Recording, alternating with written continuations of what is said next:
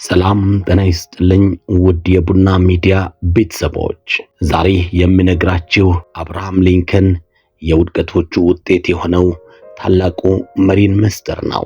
ታሪክ የሚሰራው በደላላ ወይም በሀብታም ቤተሰብ ውስጥ ለተወለዱ ሰዎች ብቻ አይደለም።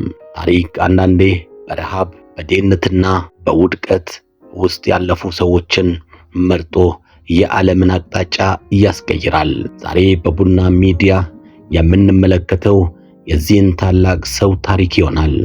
8 ጊዜ በምርጫ ተሸንፎ ንግድ ስራው ደጋግሞ ከስሮ የሚወዳቸውን ሰዎች በሞት ተነጥቆ ግን ተስፋ ያልቆረጠው በመጨረሻም የአሜሪካንን አንድነት ጠብቆ ባርነትን የሰበረው የአብርሃም ሊንከን አስገራሚ የህይወት ጉዞም ከእንጨት ቤት እስከ ዋይት ሃውስ የተደረገው ይሄው ጉዞ ለእያንዳንዳችን ትልቅ ትምህርት አለው።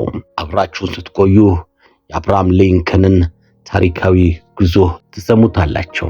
አብርሃም ሊንከን በ1809 እንደ አውሮፓውያን አቆጣጠር በኬንታኪ ግዛት የተወለደ ነው። ቤተሰቦቹ እጅግ ድሃ ነበሩ።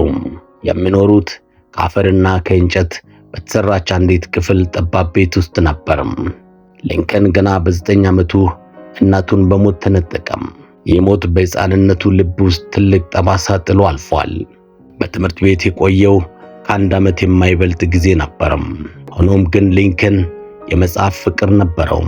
ማታ ማታ ከጭስ መብራት ስር ቁጭ ብሎ ያነብ ነበር። መጽሐፍ ለማግኘት በ10 ሺዎች የሚቆጠሩ ኪሎ ሜትሮችን በእግሩ ይጓዝ ነበር።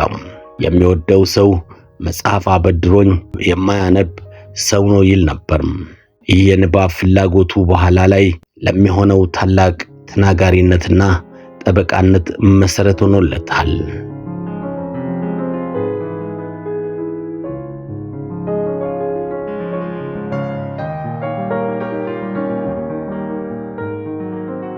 የሊንከን ሕይወት በስኬት የተሞላ ይመስላችኋል?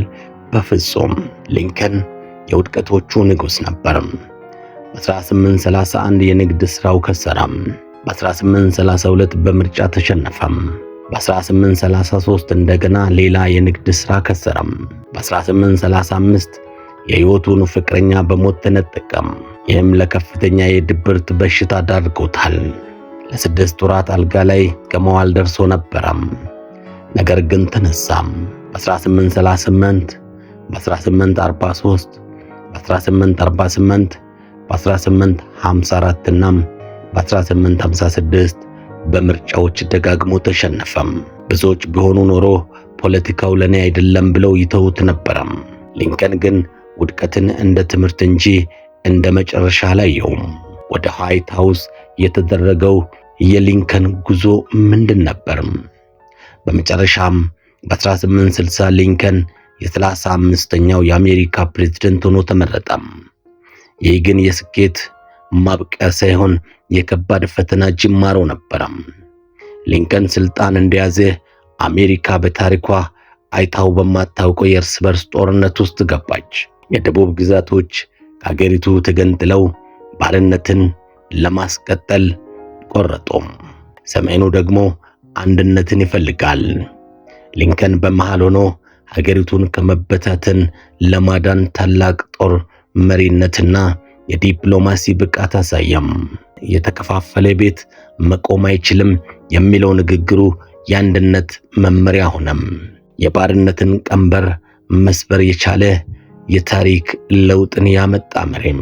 ሊንከን ከሀገር አንድነት ቀጥሎ ትልቁ ዓላማው የሰው ልጅ እኩልነትን ማረጋገጥ ነበር። በ1863 የነጻነት አዋጅን አወጀም።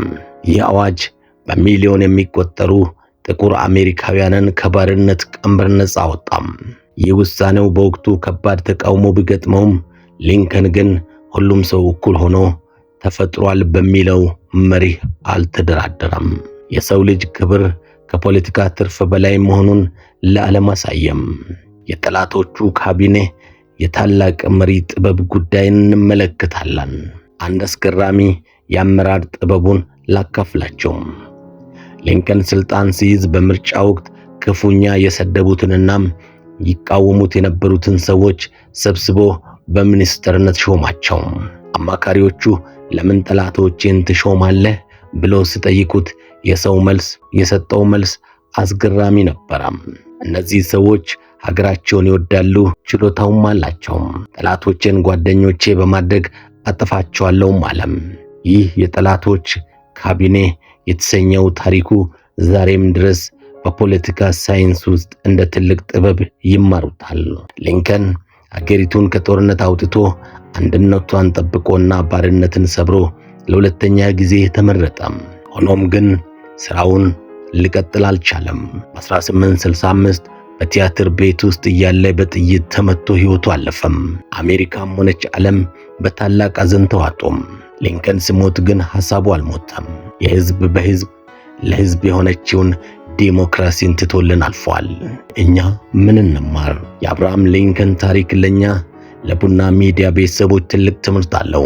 ውድቀት የመንገዱ መጨረሻ ሳይሆን ለስኬት የምንረግጠው ደረጃ ነው። መጽሐፍትና ዕውቀት ካለንበት ድህነት ሊያወጡን ይችላሉ። እውነተኛ መሪነት ጠላትን ወዳጅ የማድረግ ብቃት አለው። እናንተስ ከሊንከን ታሪክ ምን ተማራችሁ? በሕይወታችሁ ደጋግማችሁ ስትወድቁ ተስፋ አትቆርጡም ወይስ የእኔ ዕድል እንዲህ ነው ብላችሁ ትቀመጣላችሁ? ሐሳባችሁን በኮመንት አጋሩኝ። ለዛሬው ያዘጋጀሁላችሁ ልዩ ዝግጅት ይህን ይመስል ነበረም። ቪዲዮውን ከወደዳችሁት ላይክ በማድረግ ለሌሎች እንዲደርስ አድርጉም። ሰብስክራይብ በማድረግ ቤተሰብ መሆኑን አይርሱም። በሚቀጥለው ቪዲዮ እስከምንገናኝ ሰላም ቆዩኝ። ከቡና ሚዲያና ኮሙኒኬሽን አማኑኤል ኃይሌ ነበርኩኝ። ጤና ይስጥልኝ።